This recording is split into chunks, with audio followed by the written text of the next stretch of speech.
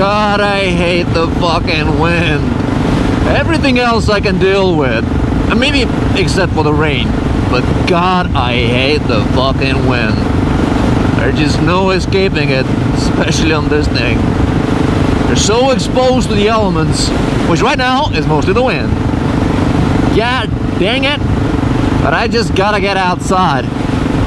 And by outside, I mean also outside of the city. I gotta find some trails. I mean, why the hell do I have this bike if I don't take it off-road? For this dual sport, I've done all the sport I can on the road. Well, quite a lot of sport on the road, riding to work every day. But not enough off-roading. I kind of feel like I'm gonna waste these nice piece of off-roading tires riding on the streets. It's freezing. It should be like 10 degrees, but it really doesn't feel like 10 degrees. I mean, I've felt 10 degrees before, and it's not what we have right here, right now. The other reason why I wanted to come out today is finally talk a bit more about this bike. Let me introduce you. She's called Maya.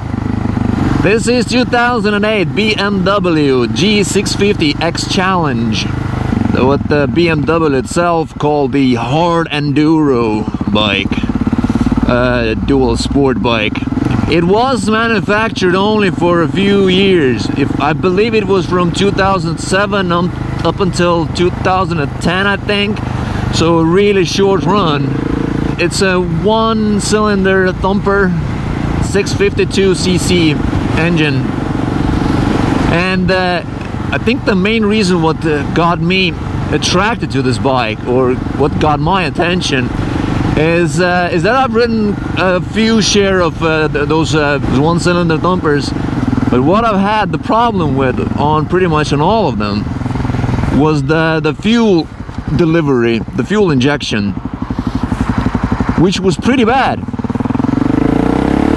Mainly on these speeds that I do mostly, like the city speeds, 50-60 kilometers an hour, which on pretty much all of the bikes that I've tried was jerky. The same thing on the Yamaha XD660R, both the newer version and the old one I rode in Greece, older, I don't know what year it was. And just as well with the SWM 650 SM650, the Supermoto anyway. And that got me thinking that BMW, being the premium brand that it is, I mean, it should have a better fuel injection. I mean, it just has to.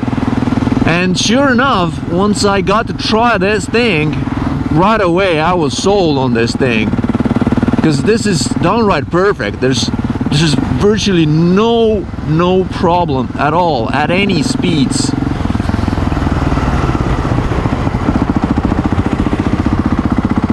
I just love this thing. I just feel like everything is in its right place with this bike.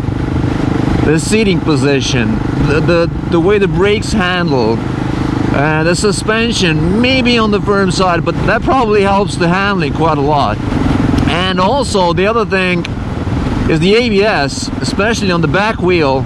Dodge Rider actually pointed it out when he was riding his Duke, the Super Duke, is that you actually learn how to use the back brake when you have the ABS, because it's gonna tell you whenever you're applying the back brake too hard.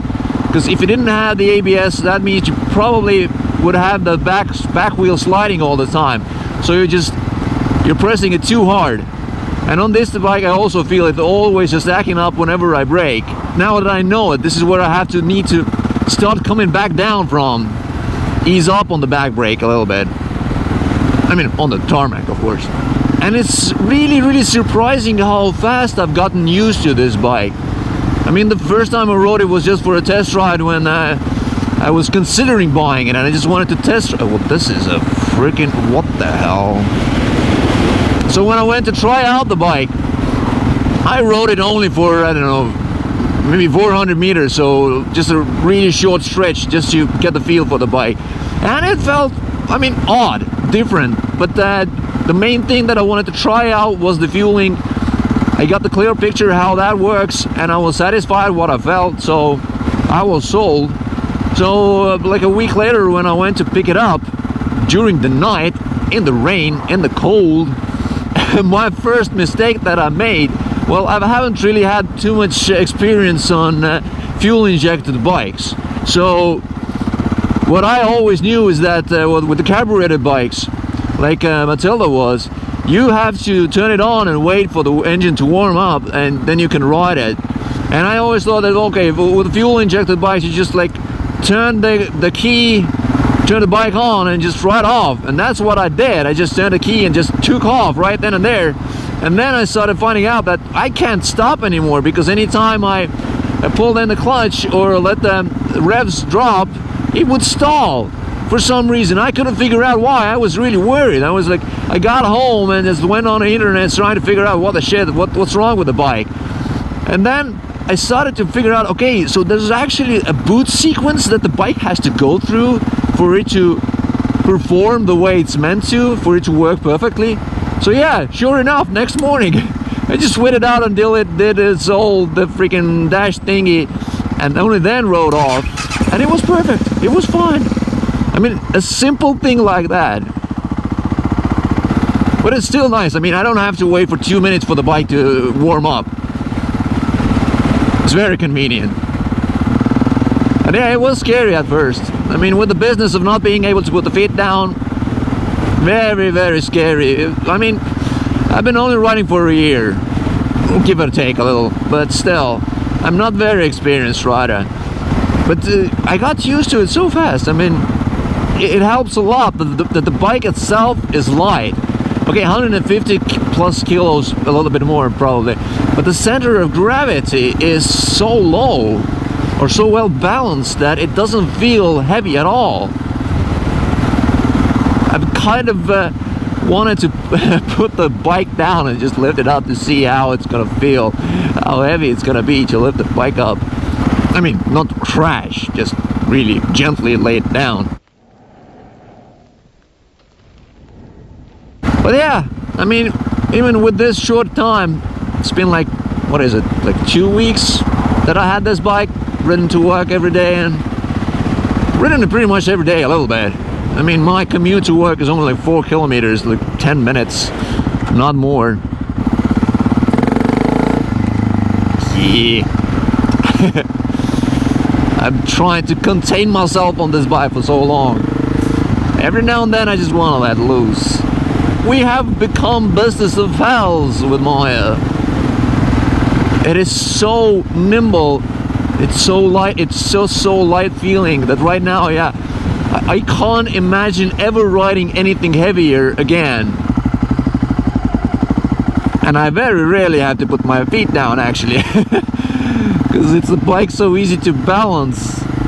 Another thing I've been considering was turning it into a supermoto, so essentially just changing the wheels, because right now I think it has like 21 up front and 18 on the back, and I'm actually enjoying those tires.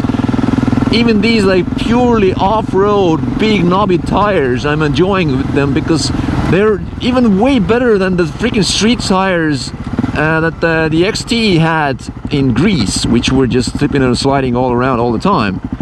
They feel so planted even on the asphalt, which is surprising. I feel confident leaning in the turns, and it just never takes me by surprise. I mean, so far I haven't really pushed it.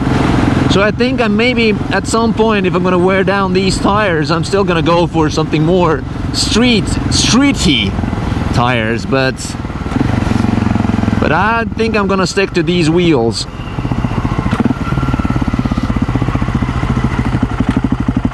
Cause you know, off-roading is fun too.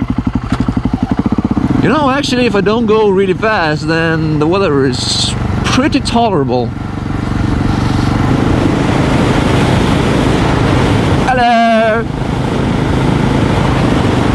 The other reason why I like this bike is that it's not inviting to be stupid on the bike. I mean, It doesn't invite you to go really fast, stupidly fast, and try to knee drag every corner like, well, Matilda was a sports bike, essentially, a naked sports bike. But this one is, I mean, it's kind of a cruiser until you get, until the road ends. It's a cruiser, essentially, because of the seating position is so relaxed. You just go lean back, I don't know, find a place to put your foot. Ah, it's gonna freeze my groin. Oh. It can just purr along quietly and softly and gently.